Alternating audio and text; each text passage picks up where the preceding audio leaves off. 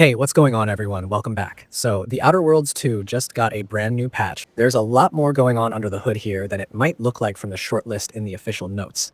I've spent some time really digging into what each change actually means and how it affects your gameplay, quest flow, visuals, and even those weird edge cases where your game might have broken in unexpected ways.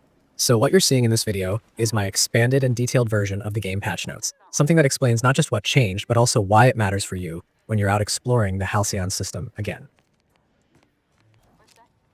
Let's start with the most important stuff, because this patch is a stability powerhouse. The developers at Obsidian finally took aim at some of the long-standing crash issues that were plaguing certain save files. There was one particularly nasty crash, where if your game had corrupted favorited item data in your save, it would just refuse to load. You'd click continue, and bam, straight to desktop. This patch finally fixes that. It's one of those invisible changes that make a massive difference if you were unlucky enough to hit it. Now, even if your save had that bugged data, it should load perfectly fine. It's the kind of fix that won't make headlines, but saves countless hours of frustration. Along with that, Obsidian mentioned they fixed several rare crashes, which is their usual phrasing when they're cleaning up background errors that don't happen to everyone, but can still ruin a play session when they do. You know those random moments when the game just hard closes during a fast travel or a heavy combat scene? Those are the kind of issues this patch quietly smooths over. I tested a few problem areas, and transitions between regions definitely feel more stable.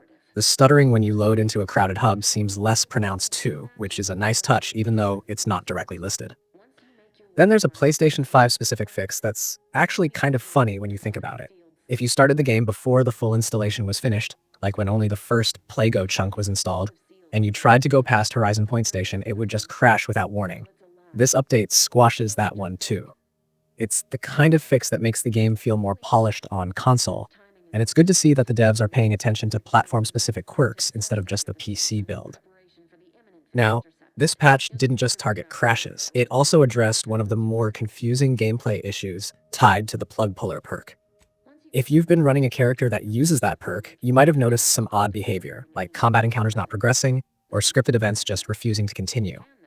The plug puller perk was accidentally interfering with some behind-the-scenes triggers that the game uses to move events forward. That's been untangled now, so you shouldn't get soft-locked in fights or find NPCs just standing around waiting for something that never happens.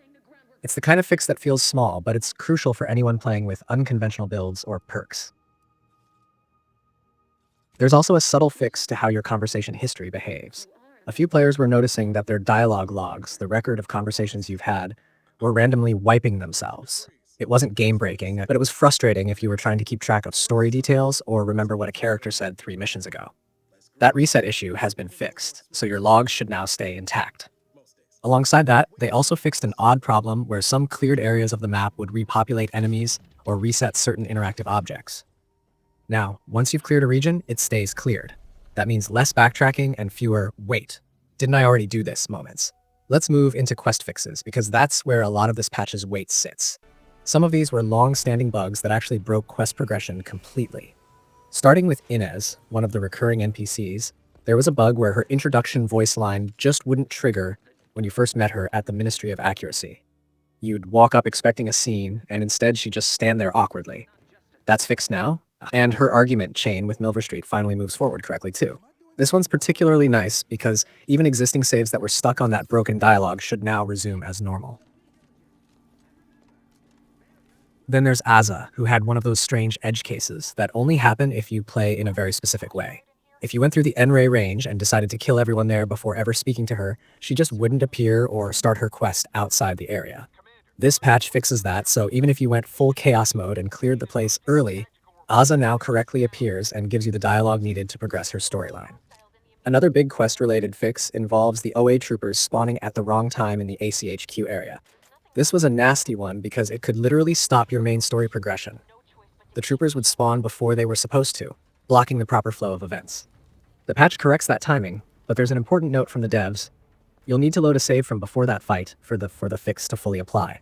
If you're already deep into the broken state, it won't retroactively fix it yet. So if you were stuck there, go back a bit and reload before the fight starts. The quest called Better Than Nature also got some love. There was a weird situation where if Fairfield got destroyed, the quest objective would point to the wrong location, leaving players wandering around with no clue where to go next. That's been corrected.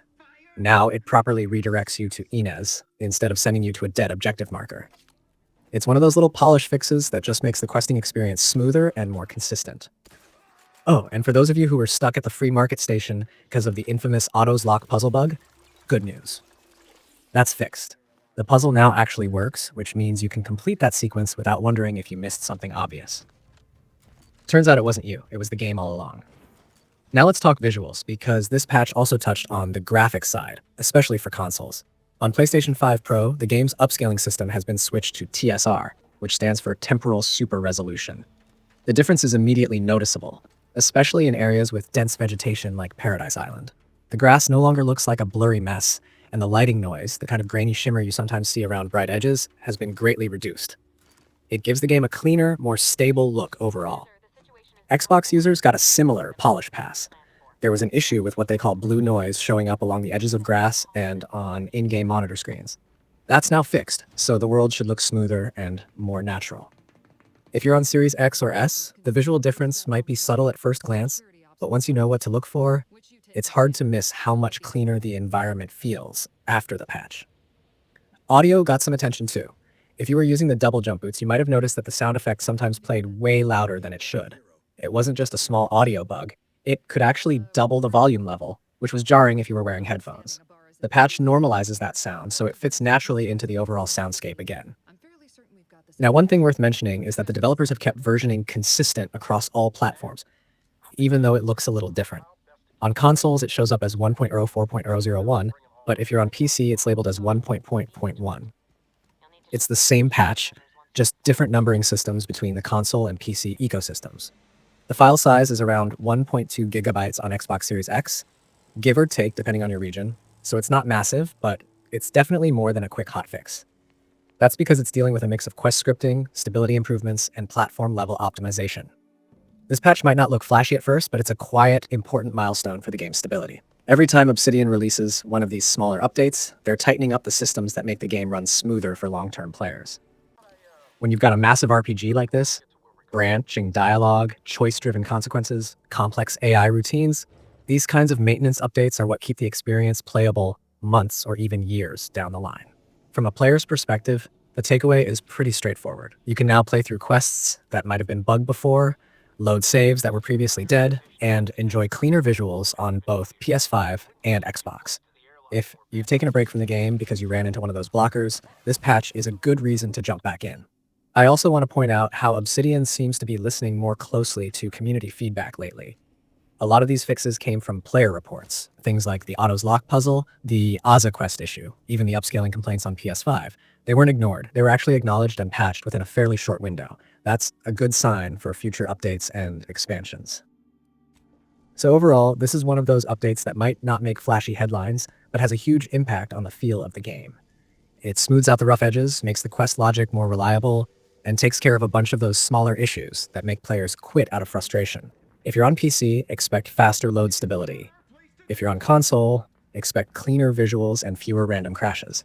It's one of the more satisfying patches because it feels like the game is finally reaching that polished, consistent state that players were hoping for at launch.